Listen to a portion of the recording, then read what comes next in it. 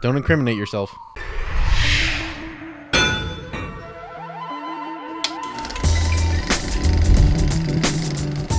Sure. So, ladies and gentlemen, thank you so much for joining us. We are doing an unorthodox Frameforge podcast. Alan will not be in this one because this is just from my home with me and your humble tiger wrangler, Cameron. Oh wait, I should use my new title, Wildcard Cameron. So I've been using that everywhere. Yeah, so my brother started his own YouTube channel recently, but he has a long-running podcast.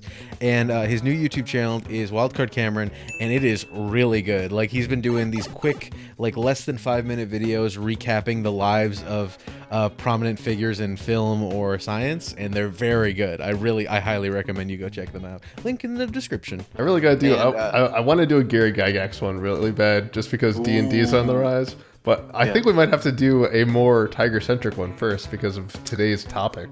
I'm just going to keep dropping those bombs. Yeah, so today's topic is near and dear to my heart, mostly because of one of the people in it. But this is about Tiger King. So this is going to be us talking about the film side of Tiger King, but also just remarking on the ridiculousness that is the Tiger King documentary miniseries on Netflix. So the person that I was talking about that's near and dear is Carol Baskin, one of the person whose name you will know by the end of the show. She is literally near to you because you guys live across the bay from each other. Yes, and I had actually, it's so funny to me because both Cameron and I, when we were in high school, we had to do a lot of community service hours for the program we were part of. And the one of the things that we could do is go to an animal shelter or something like that and volunteer our hours that way. And I elected not to do that. I volunteered at my library and a couple things like that. But I had a lot of friends that did actually go to the Big Cat Rescue in Tampa. Well, more the Oldsmar area. So many people, like, and so it's so funny that, like, now hearing now about it, just being like, oh my god, that's something that not only has been here, but like has been in the background of our lives forever. So did you know anybody that partook of the forbidden fruit? No, this was like, no, this was just, it was one of those things that you always heard about it, but it never actually like invaded your life until this documentary came out. Like, you were always on the fringes of it. Yeah. And so it's just ridiculous to us because, like, we kind of lived in that space. And that brings me to this whole episode is going to be in from my perspective because I don't know what you want to add, Cameron, but ultimately for me it's about the creation of documentaries and how documentaries are trying to twist a little bit the truth, or at least bend it in a way that is interesting.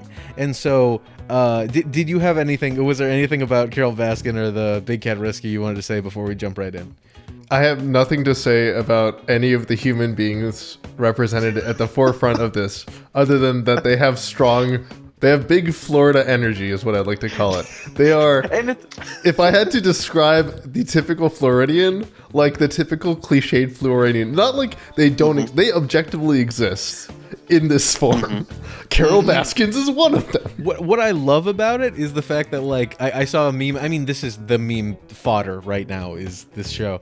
But I love that I saw a meme that said, it said, for us, Tiger King isn't surprising because we actually grew up in Florida. Or it's like, it was either that or like Tiger King it's funny how much you realize that Tiger King might be surprising to other people because they didn't grow up in Florida. And so, like, for us, it's like, yeah, and like, this is cool. I guess I get to see like people down my street or whatever. Like, it's so funny how, like, I legitimately thought that Joe Exotic wasn't from, I think it was rural Oklahoma, or yeah, what was it? It's Oklahoma.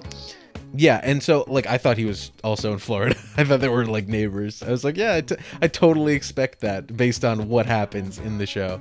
And I feel like I should preface everything that comes next by first saying, weirdly enough, because of exactly what we're about to start talking about, spoilers. It's weird to say that you should have spoilers for a documentary where it's literally based on historic events, but spoilers. And two, I don't know where we're going to go in this conversation, Keon, but if either of us disappears, please check under the septic tank. Check for sardine oil traces. Check the meat grinder. I don't care where you have to look. Please check everywhere. You could not have set that up any better, because so what we're ultimately going to be talking about is the bending of information in a narrative or a documentary to make it more appealing to the audience, but also to heighten this, to create a separate plane of reality from our own.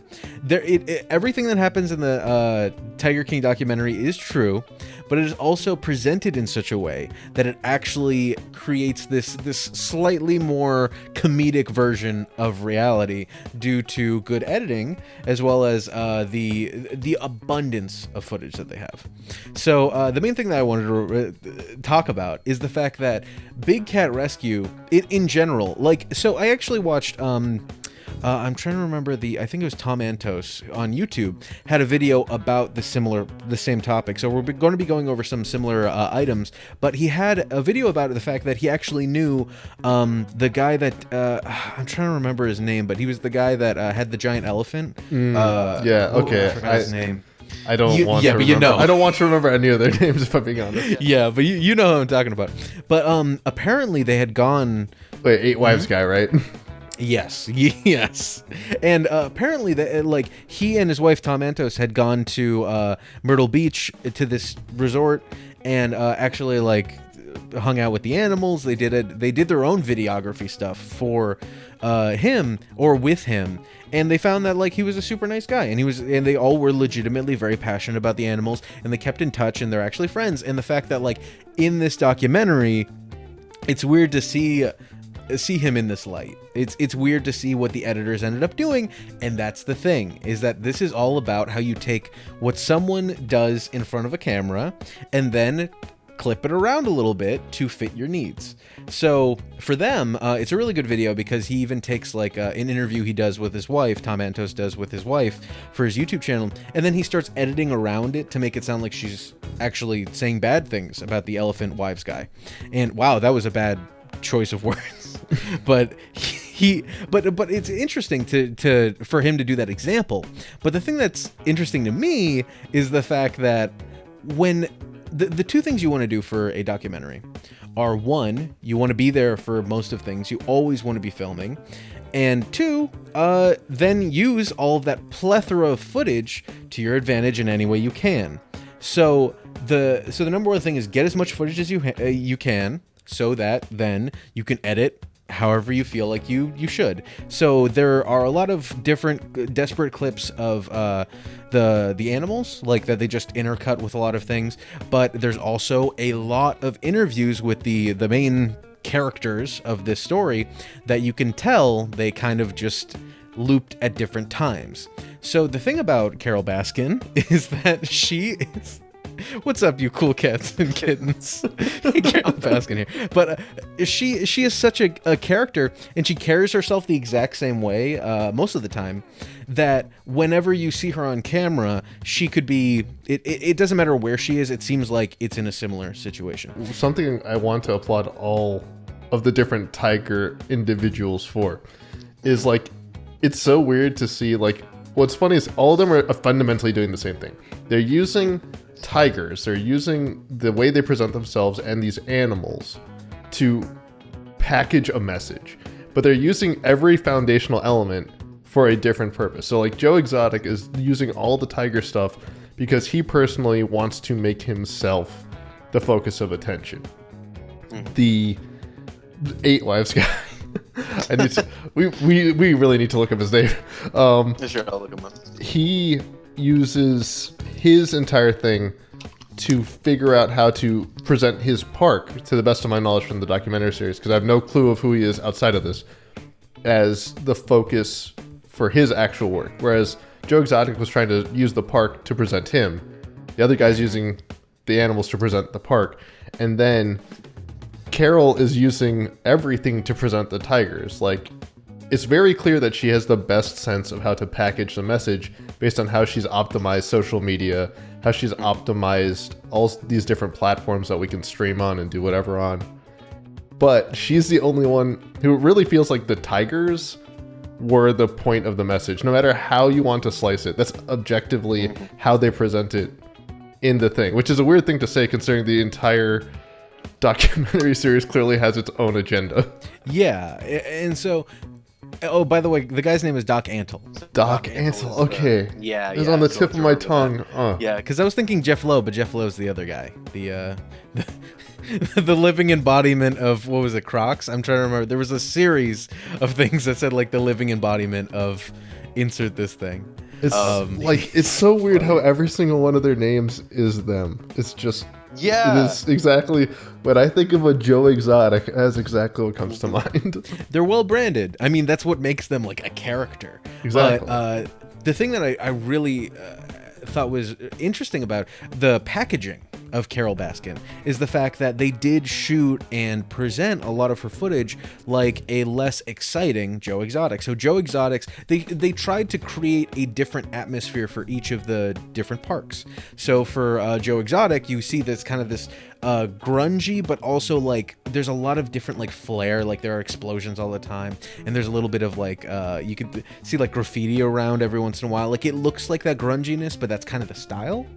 While Carole Baskin's is very clean and kind of looks like an off-brand, for us it would be the Lowry Park Zoo, but an off-brand kind of, that kind of zoo, like a regular zoo. While Doc Antle looks like a resort. It looks like a Disney Polynesian resort, but like, you know, step down kind of thing. And that's the way that they present to make them different for each of the characters, like their own kind of domain that is part of them. Like it's always trying to present an extension of the character, which is really great. Like that's perfect storytelling. But for Carole in particular, the thing that's interesting is the fact that the Big Cat Rescue doesn't look that bad. Like it doesn't look like a bunch of cages and tigers on the ground. Like they mostly showed like the exhibits part, which is all the tigers around. But like for Joe Exotics, you like live there. Like that's where the majority of the project takes place. They like stay with him. So for them to have Carole Baskin's place look like they're only visiting and they're only showing, well, here's her estate and here's where the cats are. Well, there's more to the place than just that. But they're really not spending too much time on that to show that not only is the audience only a visitor there and we're mostly staying with Joe Exotic, but also the fact that like maybe her place is even worse than Joe's. It's less exciting than Joe's. She's a less exciting person than Joe is. When they're all very similar, and hers is just a little bit more well kept. Actually, in that vein, like the thing you always have to remember about documentaries is a lot of people don't find a lot of enthusiasm to follow up on stuff. Like either you watch a documentary and you become like, I want to learn everything about this, or that was fun and I'm going to go watch something else. So the way they present every single element is the picture they're painting. Like it's not like they showed us like Joe Exotic staff lives on site and they live in these trailers and they do all these things and they eat from these Walmart leftover trucks. Yeah. And then they don't show us any of Carole's staff's housing, probably because they all live at home or wherever they live, or they're volunteers. Yeah, they're volunteers. Yeah. And they don't show us those same elements. They're not trying to paint a perfectly balanced picture. They're only trying to show us what they think is the absolute most relevant content at that moment. Because at the end of the day, they still have to make a final polished product. And that's where the heightened sense of reality is. She's very boring. Like, as a human being, she's less exciting than Joe Exotic. She has a regular-sounding name, a very regular-sounding name. So the thing that's interesting is the fact that since we spend less time with her, we're less likely to believe her if she says anything. It seems like when she says something, it seems like just an accusation. When Joe says it seems like it's a visceral like opinion. And the thing that's interesting to me is this huge public outcry that came after the documentary, that she and this is where the editing comes into place, is because you mentioned, hey, if we're lost after this, you can't find us after this, go check her septic tank. Because it's such a ridiculous story about like the theories about what happened to her husband, that then it becomes, well, why does it say in his will that if I'm missing, Like, why would you put that in a will or any of those situations? And also, why would she say why would she say sardine oil? The only way somebody could be eaten is if they were coated in sardine oil. Why would you say that on camera? And that comes down to the fact that when you're filming for a long time, and people feel more comfortable in front of a camera. So they might be more at liberty to say something that they might think is funny, but the editor's not going to record the rest of the conversation. She could have been talking to the interviewer, having a grand old time, and then joking about a bunch of other things, but they got that one clip. They got the clip of the sardine oil, and they're going to slip it right in there, and you only need the one. You only need the one take of that moment to put it into the show. Think of the flip side of that too. There's not just the fact that she says sardine oil and then like that is the one meme I will see in memoriam until I die. It is like that one element is put up against every single other person saying, what happened to her husband? Why can't we talk to him? Why was he saying he was afraid for his life? Like, it's hard to actually get an unbiased outside opinion because all the facts you're getting are just what's left over from the editing, what they could get from these conversations. And even then, there's like, if you feel slighted, like it's easier to find critics than it is to find allies, and especially in this kind of situation where it's all speculation. Yeah, and especially that, like, the way that they edit, when they line up those two clips, that makes you believe something versus something else that might be, it might be the fact that he got, I don't know, he's missing. His plane might have crashed over the, I don't know if it was the Atlantic or where it was. But like the Gulf of Mexico, I think, because he was flying down to Costa Rica, and you need to take at least 4 hops to get there. Yeah. And so that, I mean, like, that, it could just be that that's what happened. But the fact that they align all of those together to create this argument against her, so much so that there is a huge petition to reopen the cold case of his disappearance. And not only that, but then also the way that they package this is that there's a lot of people that want Joe Exotic, like, out of prison. And the thing that I find funny is that it becomes the difference between actual law and the court of public opinion, which is a big thing a lot of people are saying right now, that like now that we have Twitter and people are quote unquote canceling people, that's the court of public opinion. If people don't like you, then they might actually like cancel you and get you off the internet. And it can work the other way, where they might start petitions to try to exonerate certain people. But the problem with that is the fact that we stay with Joe Exotic through the entire documentary, but he did commit 2 crimes. He did commit copyright infringement, like trademark infringement too. Exactly, super like blatant, deliberately, and there's no parody in that. He did break the law because of his lack of education when it comes to copyright and trademark, but then also, based on the evidence given, he did threaten to kill Carol Baskin over and over again. He made a music video about her killing of her husband, feeding the body to animals, as well as made so many death threats. So he has a very long history of that. And then he also...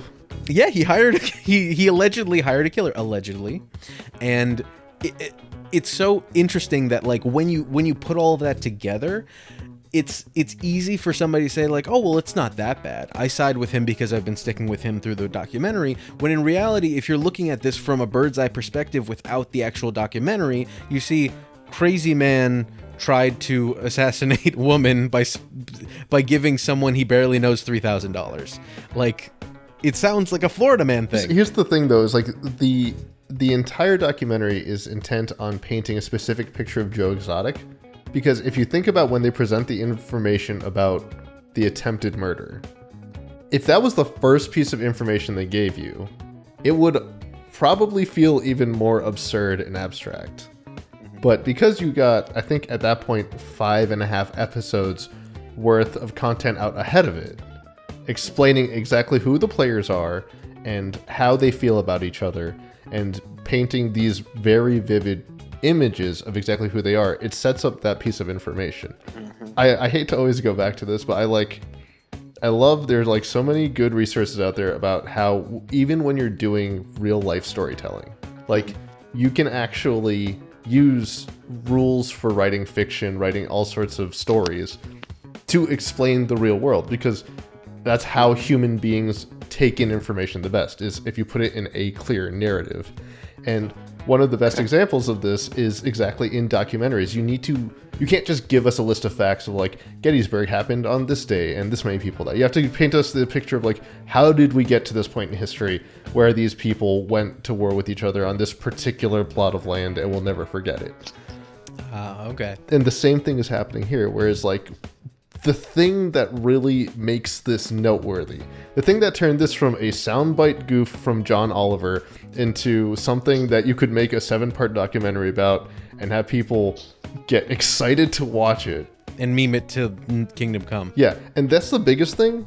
I've been going back and forth with my friends on this about, like, did they start recording all this before the actual... Like, this story was already pretty crazy on its face. When the assassination part comes up, was that during the filming or was that after? Because I have no clue. Well, apparently, yeah, that was the whole assassination scandal was like 2 or 3 years after they started filming. They started filming in like, I think it was 2017, 2016, if not earlier.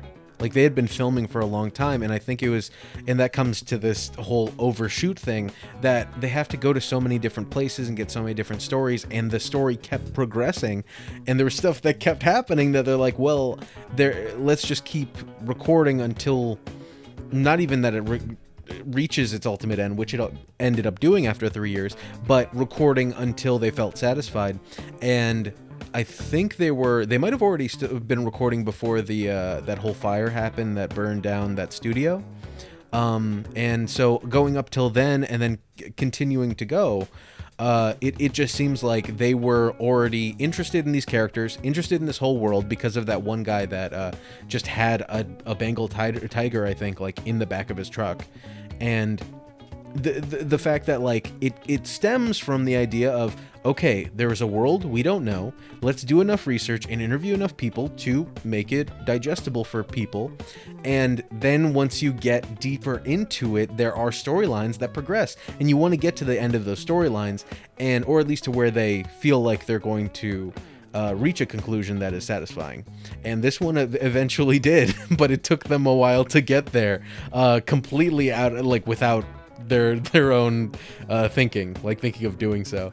But the thing that is crazy about this entire documentary ultimately is the fact that it really does, by virtue of the editing and by virtue of the everything that they shot and the way that they presented the different characters, Doc Antle, Jeff Lowe, Joe Exotic, Carol Baskin, they do become their own characters, and it really becomes like a Michael Scott story. It becomes like The Office, where you see this kind of terrible human being in Joe Exotic, but you feel for him because he really doesn't know any better, it seems. And that's just kind of what I wanted to leave off with, was the fact that like the editing and the way that you can package certain people and certain situations is the way that you can then twist the audience's reality in a way, and change it from like regular reality where this is just a cliff note, this is just something on John Oliver, to an epic about this person with his band of misfits, and another person with his band of wives, and another person with her band of volunteers, that all of them are these different factions in the 7-nation army of the Hobbit or whatever. So it's just interesting to me the way that a documentary can do that when there are other documentaries that do similar things. Another one that I wanted to mention was Don't F With Cats, which is really good. But it creates different characters about what they did during the entire situation where they were trying to catch this online criminal. And each of them has a different characteristic. They have something you'll find is what they put in the background when they're doing an interview. Carol Baskin is on her porch in a really nice area. Joe Exotic is surrounded by random crazy stuff the majority of the time. The person missing their arm is surrounded by garbage. all the time, like every single time they interview her, or they might have just interviewed her all at once. Well, actually, She actually goes by the, sorry, I want to correct myself. She actually uses the him, the he, him pronouns, and they botched that during the entire documentary. So I'm sorry for saying she. They go by a he, him pronoun, the person missing their arm. No, but building off what you're saying is, like, in a weird way, there's like a good and a bad to it, because it's very good for us for them to create these characters out of these people, because it helps us narratively keep the singular context of Joe Exotic is this, Carol is this. So they're like behaviors. Like, once we hear a behavior, it's really easy for us to map that back to the person who probably did it. It's like, there was a death threat. It was probably Joe. There was a thing over here. It was probably Carol. But the problem is, it also creates like this feedback loop where you have a characteristic that comes to define a person. Because no one person is defined by a singular characteristic, but those characteristics in this narrative show a consistent pattern of behavior. Because I am many things on many days, but if someone's going to make a narrative about my life, they'd probably be like, yeah, he was a rowdy boy who was always rowdy. I had my quiet days, but sometimes I'm a rowdy boy. And that's the same thing here. Is like, on the one hand, you really want to show Joe as this over the top, larger than life. I can't even begin to describe the adjectives that should adequately describe what I watched. But at the same time, it can be problematic if you're not careful with how you paint that, because then the narrative overrides the person. And then it makes it easy to overlook the fact that even though he was charged with these 2 crimes, there was, I think, 19 or 20 other counts that had to do with things that have to do with animal abuse or unlawful euthanizing. And that's the other thing, is people this is the other thing about law enforcement in general, is like, they can be building a legitimate case against someone, but it can take time for them to have the justification or the actual rules to merit that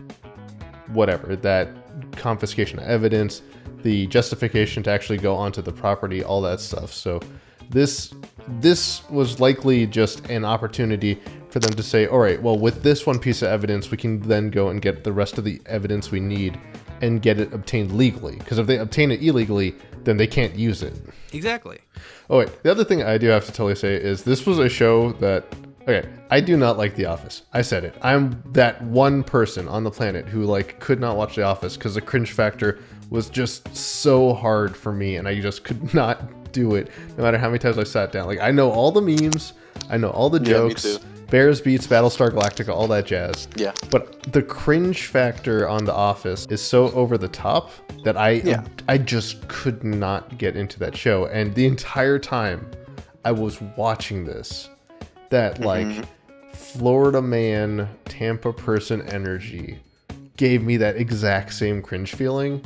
Yeah. Like, it's so clear that this was like a real life archetype that people had fallen in love with on television, so it was not hard to repackage exactly how they pitched Joe Exotic. He was, like you said in the beginning, he was basically Michael Scott, except he doesn't get like a redemption arc. He's just kind of bumbling the entire time. That's his character forever, potentially, until maybe he gets rehabilitated in a way, or one way or another. But yeah, I mean, I completely agree that this whole thing is based on not only the way that you package the people, but like, you need to distill people for the audience's sake. You need to distill them down to a characteristic, and though they might have other interesting moments, that kind of complicates it in an interesting way. But if it doesn't fit the narrative, you wouldn't put it in.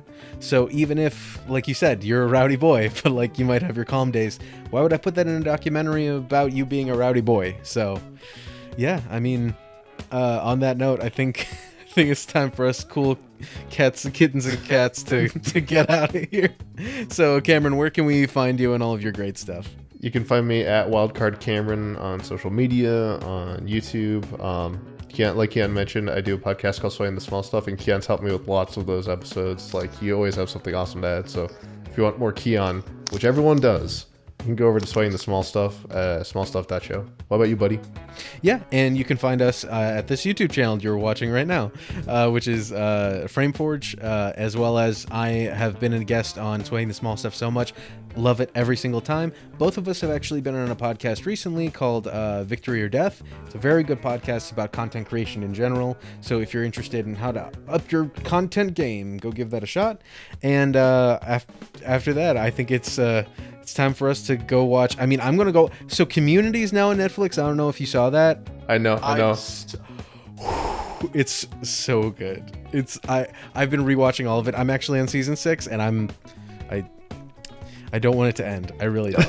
So it gets really good. Anyway, so I'm gonna go do that, and we'll probably end up recording something else soon because this is just always so much fun. But again, thank you, Cameron, so much for being on the show. Yeah, man. Love you. Miss you. Stay safe. Wash your hands. Yeah. Mwah. Oh crap! I kissed my hand. Son of a.